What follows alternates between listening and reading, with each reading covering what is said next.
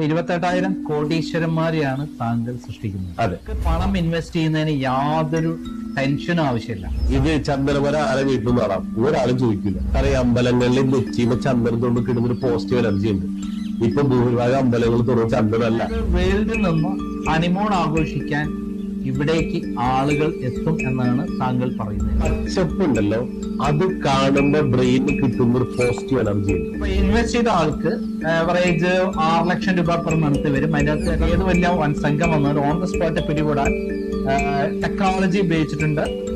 ആർക്ക് വേണമെങ്കിലും സ്വയമേവ നട്ടു വളർത്തുന്ന മരങ്ങൾ ആർക്കും മുറിക്കാൻ പറ്റാം. ആ മരങ്ങൾ ഗവൺമെന്റ് തന്നെ എടുക്കും. അതെ, വേറെ ആർക്കും വിൽക്കാൻ പറ്റില്ല. അതെ. 100 കോടിക്കും 102 കോടി രൂപ എല്ലാ വർഷവും ഇനി വയനാട്ടിലേക്ക് വരാൻ വേണ്ടി പോകും. അപ്പൊ ഇൻവെസ്റ്റ് ചെയ്ത ആൾക്ക് ആവറേജ് 6 ലക്ഷം രൂപ പെർ മന്ത് വരും. അതിനകത്ത് എല്ലാം കുറച്ച് ഇതാക്കിയാലും കുറച്ച് കുറഞ്ഞാലും കൂടിയാലും ഒരു 3 ലക്ഷം രൂപ തെറ്റില്ലാതെ ഒരു മാസം കിട്ടും.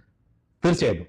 അതായത് 6 ലക്ഷമാണല്ലോ 30 ദിവസത്തെ കണക്കൂട്ടുന്നത്. അതെ, അതെ. മറ്റുള്ള ചെലവുകളും നമുക്ക് അതിന്റെ ഇതുണ്ടാവല്ലോ. 20% കമ്പനി 20% അതിനകത്ത് 100 കോടിയിൽ 100 കോടിയിലെ 20% 20 ലക്ഷം 20 നമുക്ക് പോകും. 20 കമ്പനി എടുക്കും. കമ്പനിക്ക് ഉണ്ടാവും. അതായത് 6 ലക്ഷത്തിൽ എന്ന് പറയുമ്പോൾ 4,80,000 രൂപ അവർക്ക് കിട്ടും. അതിനകത്തും വേറെ എക്സ്പെൻസ് മറ്റുള്ള കാര്യങ്ങളും അതിന്റെ എക്സ്പെൻസ് എല്ലാം പോയിട്ട് ആവറേജ് ഒരു 4 ലക്ഷം ബാക്കി ഉണ്ടാവും. 4 ലക്ഷം രൂപ കിട്ടും. പിന്നെ അതിൽ നിന്ന് കുറച്ച് ദിവസം കുറച്ചോ. അപ്പൊ ആവറേജ് ഞങ്ങൾ പറയുന്നത് 2 മുതൽ 3 ലക്ഷം വരെ പ്രതീക്ഷിക്കാം. അപ്പൊ 3 ലക്ഷം ആവറേജ് കിട്ടുന്നു. എറണാകുളത്ത് ഇതേപോലെ ഈ 1 കോടി റുപ്യ മുടക്കി കഴിഞ്ഞാൽ ഇപ്പൊ 95 ലക്ഷം എത്തിയെന്നല്ലേ പറയുന്നത്. 1 ലക്ഷം കിട്ടും. അല്ല 1.5 ലക്ഷം രൂപ മുടക്കി കഴിഞ്ഞാൽ മാക്സിമം ഒരു വാടക എത്ര കിട്ടും ഒരു വീടിന്? അതാ പറഞ്ഞ 30-35 രൂപ ഉള്ളൂ. 40 രൂപ കിട്ടാം. അതെ, അതെ. 40 രൂപയുടെ എത്ര പേരട്ടെ. വേറൊരു ഗുണം കൂടി ഞാൻ അതിനകത്ത് കാണുന്നുണ്ടല്ലോ. ഇത് കിട്ടുമ്പോൾ തന്നെ 15 വർഷം കഴിയുമ്പോൾ ഈ 16 ചന്ദന മരങ്ങൾ വിറ്റ് കഴിഞ്ഞാൽ അതും ഇതിനകത്ത് കിട്ടുന്നതാണല്ലോ. തീർച്ചയായിട്ടും. അതായത് ആദ്യം ഞങ്ങൾ പറയുന്ന ഓഫർ എന്താ പറയുക, റെന്റൽ ഇൻകം. ഇതാണ് ആദ്യം വരുന്നത്. അതിപ്പോ ജനുവരി മുതൽ സ്റ്റാർട്ട് ചെയ്യുന്ന റെന്റൽ ഇൻകം കൊടുത്തു തുടങ്ങണം. അപ്പോ റെന്റൽ ഇൻകം ആദ്യം തുടങ്ങി 10 മുതൽ 15 വർഷം കൊണ്ട് അടുത്ത അഗ്രികൾച്ചർ ഇൻകം, സാൻഡൽവുഡ് മുറിച്ച് കിട്ടുന്ന ഒരു റവന്യൂ ഉണ്ട്. അതും അടുത്തൊരു ഇൻകം. അതൊരു 2 to 4 ഇയർ അതുണ്ടാവും. പട്ടോ അതൊരു തൊട്ട് അവർക്കുള്ളതാണ്. അത് കഴിഞ്ഞാൽ 15 കഴിഞ്ഞ് വിൽക്കണം വിചാരിക്കും. അവിടെയാണ് ഏറ്റവും വലിയ ഹൈലൈറ്റ് വരാൻ വേണ്ടി പോകുന്നത്. അതായത് കേരളം എന്ന് പറയുന്നത് നമ്മുടെ സംസ്ഥാനം ടോട്ടൽ 96 ലക്ഷം ഏക്കറാണ്.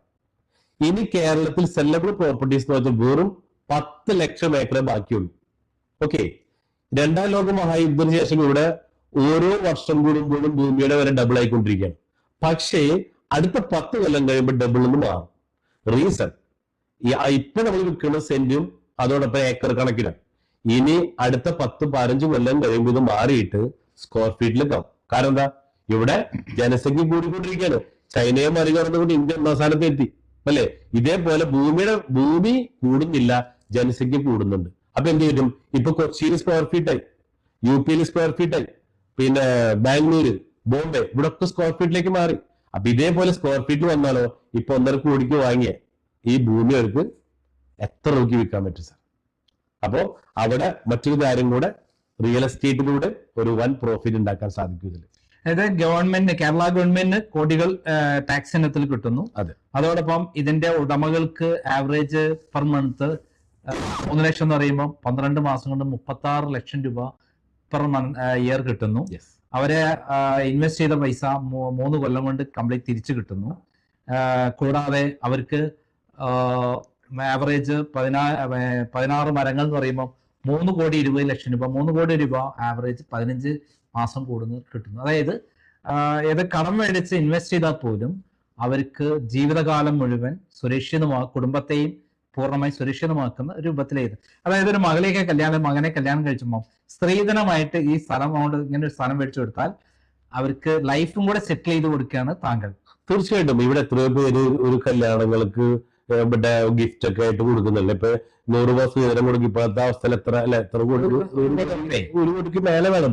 അതേ പൈസ ഇവിടെ ഇൻവെസ്റ്റ് ചെയ്ത് അവർക്ക് ജീവിക്കാനുള്ള, അതാ പറഞ്ഞത്, അവർക്ക് ഹെൽത്തിന് ഉപയോഗിക്കാം, മാസത്തിൽ താമസിക്കാം, വെൽത്തിന് ഉപയോഗിക്കാം, അവർക്ക് ഹാപ്പിനെസ് കിട്ടി, നാളെ മക്കൾക്ക് ലെഗസി കൈമാറ്റം ചെയ്യപ്പെടാൻ പറ്റും. അത്തരത്തിൽ അസറ്റ് ആയിട്ട് മാറി എന്നുള്ളതാണ്. അപ്പം ഫസ്റ്റില് താങ്കൾ വെറും ഒരു സാൻഡൽവുഡ് പ്ലാന്റേഷൻ അതിന്റെ പ്രോജക്റ്റ് എന്നുള്ള രൂപത്തിൽ തുടങ്ങി. പിന്നെ അത് വലിയ ടൂറിസമായി ഇന്റർനാഷണൽ മാപ്പിൽ അത് ലോകത്തിലെ ഏറ്റവും മനോഹരമായ ഒരു പർദേശയായി മാറും എന്നുള്ളതാണ്. ശരി തന്നെയാണല്ലോ. തീർച്ചയായിട്ടും. മുമ്പൊക്കെ നമ്മൾ ഹവ ബീച്ച് എന്നൊക്കെ പറയുന്ന കേൾക്കുന്നവരെ ഇത് ഹണിമൂൺ ട്രിപ്പിന് പോകാൻ ആഗ്രഹിക്കുന്ന ദമ്പതികൾക്കൊക്കെ ഇവിടെ വന്ന് അവർക്ക് ദാമ്പത്യം ഫസ്റ്റ് തുടങ്ങാം എന്നുള്ളതാണ്. എന്ത് പറയുന്നു അതിനെ കുറിച്ചിട്ട്? തീർച്ചയായും പച്ചപ്പ് ഉണ്ടല്ലോ, അത് കാണുമ്പോൾ ബ്രെയിനിന് കിട്ടുന്ന ഒരു പോസിറ്റീവ് എനർജി ഉണ്ട്. അതോടൊപ്പം തന്നെ അവിടെ ഒരു 5 മണി കഴിഞ്ഞാൽ വരുന്നൊരു കോടയുണ്ട്. അതെല്ലാം കിട്ടുന്ന ഒരു ഫീല്, മനസ്സിന് കിട്ടുന്ന ഒരു വല്ലാത്തൊരു വേറൊരു ലെവലിലേക്ക് നമ്മൾ കൊണ്ടുപോകും. പിന്നെ രാവിലെ 5 മണി 6 മണി കിട്ടുന്ന ഒരു മോർണിംഗ് വൈബ് ഉണ്ട്. ഇതൊക്കെ നമ്മളിവിടെ കിട്ടില്ല. അതൊക്കെ പൈസ കൊടുത്താൽ കിട്ടുന്ന ഒന്നല്ല. ഈ കേരളത്തിന്റെ നമ്മുടെ കേരളത്തിന്റെ ദൈവത്തിന്റെ സ്വന്തം നാട്ടിൽ, ഗോഡ്സ് ഓൺ കൺട്രി എന്ന് പറയുന്നത്. അപ്പൊ ഇത് ഒരു ഇന്നോവേഷൻ ആണ്. ഇത് നമ്മൾ ചെയ്ത് നടപ്പിലാക്കാൻ വേണ്ടിയിട്ട് ആദ്യം എന്ത് ചെയ്തു, ചന്ദ്രനമ്മ തുടങ്ങി, അത് റിസോർട്ട് കൊണ്ട് ഫിറ്റ് ചെയ്തു. ഇപ്പൊ അതിന്റെ കൂടെ ഇന്റഗ്രേറ്റഡ് ഫാമിംഗ് അതും കൂടെ നമ്മൾ ഇതിന് ഉള്ളിൽ കൂടെ ചെയ്തു. മാത്രമല്ല ഇപ്പൊ ഞങ്ങൾ അടുത്ത ദിവസം തറക്കല്ലിടാൻ വേണ്ടി പോണത് സാൻഡൽവുഡ് ഒരു റിസർച്ച് സെന്റർ കൂടെ തുടങ്ങണം. അതെന്താണെന്ന് വെച്ച് കഴിഞ്ഞാൽ ഇപ്പോഴും പലർക്കും ഇതിനെ കുറിച്ച് അറിയില്ല. അപ്പൊ ഇത് മറ്റുള്ളവരെ പറഞ്ഞ് ബോധ്യപ്പെടുത്തി കൊടുക്കാൻ ഇപ്പൊ ആ ഒരൊറ്റ റിസർച്ച് സെന്ററേ ഉള്ളൂ. അത് ബാംഗ്ലൂർ IWST ആണ്. രണ്ടാമത്തെ സൊസൈറ്റി ഞങ്ങളുടേതാവും. അപ്പൊ അത് ആ റിസർച്ച് സെന്ററും കൂടെ ഞങ്ങൾ തുടങ്ങാൻ വേണ്ടിയുള്ള കാര്യങ്ങൾ നീക്കി വെച്ചിട്ടുണ്ട്. ഇതിനോടൊപ്പം തന്നെ ഹെൽത്ത് ടൂറിസം കൂടെ അതിനകത്ത് വരുന്നുണ്ടല്ലോ. ഹെൽത്ത് ടൂറിസത്തിന് ഏറ്റവും പറ്റിയ ഒരു സ്വർഗീയമായ സ്ഥലം, അതായത് ഭൂമിയിൽ ഒരു സ്വർഗമുണ്ടെങ്കിൽ അത് ഇതാണ് എന്നൊക്കെ നമ്മൾ കാശ്മീരിനെ പറ്റി പറയാറുണ്ട്. അതേപോലെ കേരളത്തിലെ ഏറ്റവും സൗന്ദര്യമുള്ള സ്ഥലമാണ് വയനാട്. ആ വയനാട്ടിൽ പുൽപ്പള്ളിയെ പിന്നെ ആരും ഇങ്ങനെ ചിന്തിച്ചിട്ടേ ഇല്ല. അങ്ങനെ ആ സ്ഥലം തെരഞ്ഞെടുത്ത് അവിടെ ഹെൽത്ത് ടൂറിസം കൂടെ അങ്ങനെ ഒരു പദ്ധതി ഇതിനകത്തുണ്ടോ? നമ്മൾ കായകൽപ്പ ചികിത്സ എന്ന് കേട്ടിട്ടില്ലേ? ഈ കായകൽപ്പ ചികിത്സ പോലത്തെ ഒരു ചികിത്സ കൂടി നമ്മളവിടെ തുടങ്ങുന്നുണ്ട്. അപ്പൊ ഇത് മെയിൻലി ഫോറിനേഴ്സിന് വേണ്ടിയാണ്, യൂറോപ്യൻസും അവരെ അട്രാക്ട് ചെയ്യാൻ വേണ്ടിയിട്ട് കൂടിയുള്ളതാണ്. ഇവിടുത്തെ ചെയ്യുമല്ലോ ഇവർക്ക് ഇതിനെ. കേരളത്തിലുള്ളവർക്ക് ഇത് എങ്ങനെ ഇതിന് നെഗറ്റീവ് പറയുന്നത് മാത്രമേ അറിയുള്ളൂ അല്ലെ. പക്ഷെ ഇത് ഇഷ്ടമുള്ള അത് വേണ്ട ഒരുപാട് ആളുകളുണ്ട്. അപ്പൊ ഇവരെ സംബന്ധിച്ചിടത്തോളം എന്തുണ്ട്, ഇവിടെ വന്ന് ആ ഒരു ചികിത്സയിലൂടെ തന്നെ അസുഖങ്ങളില്ലാത്ത മനുഷ്യന്മാർ. ഒന്നാമത്തെ ഞങ്ങളുടെ ഒരു ആശയം അതാണ്. 2, പ്രായം കുറയ്ക്കാൻ, മരണത്തെ കുറച്ചുകൂടെ നീട്ടി കൊണ്ടുപോകാം അല്ലെ. മരണത്തെ മാറ്റാൻ നമ്മൾ കൊണ്ട് പറ്റുന്നില്ല, പരമാവധി നീട്ടി വിളിച്ചു കൊണ്ടുപോകാം. അതിന് അസുഖങ്ങൾ വരാതിരുന്നാൽ മതിയല്ലോ അല്ലെ. അപ്പൊ അത്തരത്തിലുള്ള ഒരു ആയുർവേദിക് ട്രീറ്റ്മെന്റ് കൂടെ ഞങ്ങളിവിടെ പറയുന്നത് ഒരു വെൽനസ് ക്യാമ്പസ് കൂടിയിട്ടാണ് ഞങ്ങൾ പ്രൊജക്ട് നോക്കി കാണുന്നത്. അതായത് വേൾഡിൽ നിന്ന് ഹണിമൂൺ ആഘോഷിക്കാൻ ഇവിടേക്ക് ആളുകൾ എത്തും എന്നാണ് താങ്കൾ പറയുന്നത്. തീർച്ചയായിട്ടും. ഹണിമൂൺ ട്രിപ്പിന് പോകുന്ന എന്റെ പർദീസയും പറയും, അതിന് എന്തൊക്കെ ഗുണങ്ങൾ ആണെന്ന് താങ്കൾ കാണുന്നത് ഇവിടെ? അവിടെ ഓൾറെഡി നമുക്ക് വിദേശ നാണ്യം നേടിത്തരാൻ വേണ്ടിയിട്ട് വലിയൊരു സംഭവമായിട്ട് കാണാൻ പറ്റും, വിദേശ നാണ്യം. അപ്പൊ ഇവിടെ നമ്മുടെ കേരളത്തില് വയനാട്ടിലേക്ക് വരുമ്പോൾ സാറിന് അറിയാം, ചൂരൽമല ദുരന്തത്തിന് ശേഷം വയനാട് ടൂറിസവുമായി ബന്ധപ്പെട്ട് വളരെയധികം ബാക്കിലാണ്. അപ്പൊ ആ വയനാട് ടൂറിസം മേഖലയെ ഒരുപാട് നല്ല രീതിയിൽ ഇമ്പ്രൂവ് ചെയ്യാൻ പറ്റും. അതോടൊപ്പം തന്നെ ഇപ്പൊ ഇവിടെ റിയൽ എസ്റ്റേറ്റ് മേഖല സ്തംഭിച്ച് നിൽക്കുകയാണ്, കൃഷി മേഖലയിലേക്ക് പോയി നിൽക്കുകയാണ്. ഇതിനൊക്കെ ഒരു ഉണർവ് വന്നുകൊണ്ട് കേരളത്തെ ഇപ്പൊ തന്നെ കേരളം ഓൾറെഡി ടൂറിസത്തിന്റെ കാര്യത്തിൽ വൻ മുൻപന്തി തന്നെ നിൽക്കുന്നുണ്ട്. പക്ഷേ മറ്റൊരാൾക്ക് തകർക്കാൻ പറ്റാത്ത രീതിയിലുള്ള ഒരു വൻ ടൂറിസ്റ്റ് കേന്ദ്രമാക്കി നമ്മുടെ കേരളത്തെ മാറ്റാൻ സാധിക്കും. ഇന്റർനാഷണൽ ടൂറിസ്റ്റ് കേന്ദ്രമായിട്ട് ഈ വയനാട് എന്ന് പറയുന്നത് ഇപ്പൊ പേടി സ്വപ്നമല്ല. അതെ. മുണ്ടക്കൈ ദുരന്തമുണ്ടായ ശേഷം ഒരു മല തന്നെ ഇടിഞ്ഞു പൊളിഞ്ഞ് അങ്ങണ്ട ഒഴിഞ്ഞു പോയി. ഏകദേശം 100-500 വീടുകൾ ഒലിച്ചുപോയി. ആ കുടുംബം അടക്കം പോയി കഴിഞ്ഞു. അപ്പൊ അങ്ങനെ ആ ഒരു ഭയങ്കര പേടി സ്വപ്നമായ വയനാട്ടിൽ തന്നെ താങ്കൾ ഇങ്ങനെ ഒരു കാര്യം ഇതാവുമ്പോൾ അത് റിസ്ക് അല്ലേ? നാളെ ഇവിടെ ഒരു പ്രകൃതി ദുരന്തമൊക്കെ പ്രതീക്ഷിക്കാൻ പറ്റില്ലേ? അവിടെയാണ് വയനാടിനെ പറ്റി മനസ്സിലാക്കാത്തൊരു കാര്യം. കാരണം ഇവിടെ ഞാൻ പറഞ്ഞു, ഈ ചന്ദന കൃഷി തുടങ്ങാൻ പറ്റിയിട്ടുള്ള കാലാവസ്ഥ സമുദ്രത്തിന് 700 മീറ്റർ ഹൈറ്റ് വേണം. ഇവിടെ പല റിസോർട്ടുകളും തുടങ്ങിയിട്ട് പലതും പ്രോഫിറ്റബിൾ അല്ല. ഇതിന്റെ കാരണം റിസോർട്ടുകളുടെ റവന്യൂ മാത്രമേ നോക്കുന്നുള്ളൂ. അതിനെ ഒരു ടൂറിസത്തിലേക്ക് കണക്ട് ചെയ്യാനോ അഗ്രികൾച്ചറുമായി കണക്ട് ചെയ്യാനോ ആരും തയ്യാറായിട്ടില്ല. അപ്പൊ ഞങ്ങൾ ശ്രദ്ധിച്ചെന്ന് വെച്ച് കഴിഞ്ഞാല് ഇതിനെ നാളെ എന്തെങ്കിലും തരത്തിൽ റിസോർട്ടിൽ ആൾക്കാർ താമസിക്കാൻ വന്നില്ലെങ്കിൽ ഇവർക്ക് പൈസ മൈനസ് ആവാൻ പാടില്ല. അതിനു വേണ്ടിയിട്ട് ഞങ്ങൾ വയനാട് തിരഞ്ഞെടുക്കാൻ കാരണം. അപ്പൊ ഞങ്ങൾ 3 ജില്ല പ്രിഫർ ചെയ്തിരുന്നു. 1 ഇടുക്കി, 2 പത്തനംതിട്ട, 3 വയനാട്. പക്ഷെ ഇടുക്കിയും പത്തനംതിട്ട 60% കിടക്കുന്ന റെഡ് സോണിലാണ്. ഏത് സമയത്ത് എന്ത് സംഭവിക്കുക കാലാവസ്ഥ.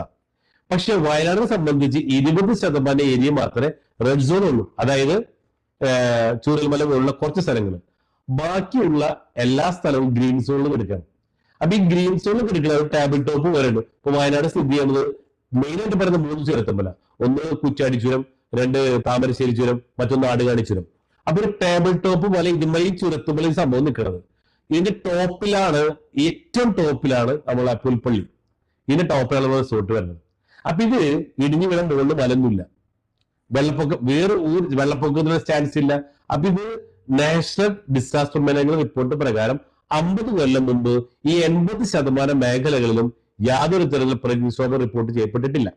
2, 50 കൊല്ലത്തിന് ശേഷം വരില്ല എന്ന റിപ്പോർട്ടും കയ്യിലുണ്ട്. അതുകൊണ്ടാണ് ഞങ്ങളിത് വയനാട് തിരഞ്ഞെടുക്കാൻ കാരണം.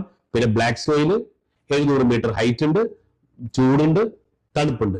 ഈ 4 ഉണ്ടെങ്കിലേ സാൻഡൽവുഡിന് പ്രതീക്ഷിച്ച രീതിയിലുള്ള ഇൻകം കിട്ടൂ.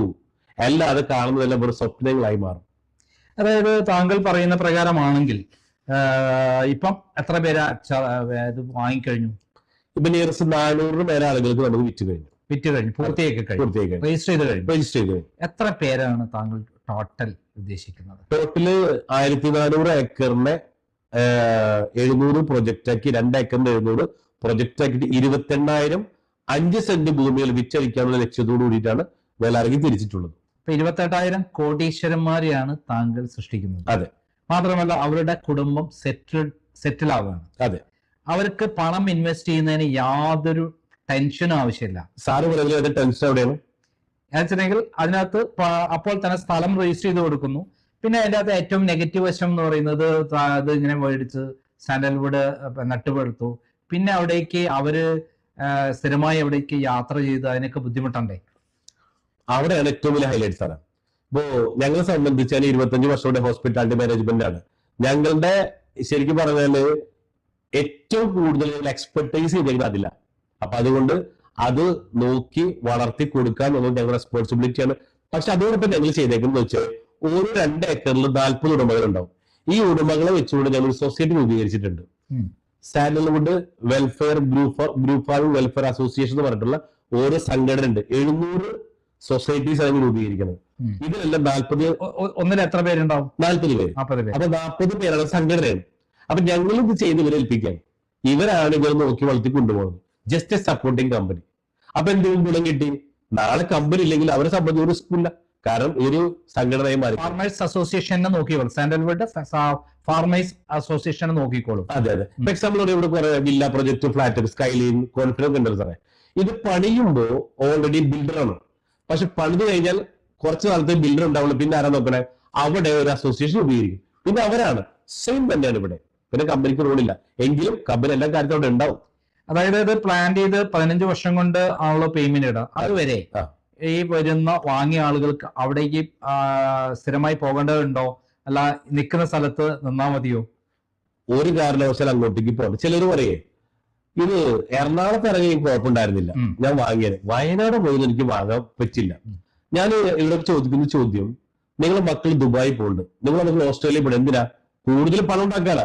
അപ്പൊ കൂടുതൽ പണം ഉണ്ടാക്കണമെങ്കിൽ അതുള്ള സ്ഥലത്തേക്ക് പോകണം. അപ്പൊ നിങ്ങൾ ഒരു പ്രാവശ്യം ഒന്ന് വായോ, ഒരു പ്രാവശ്യം വന്ന് കണ്ട് ഇഷ്ടപ്പെട്ട് പിന്നെ പോന്നോ.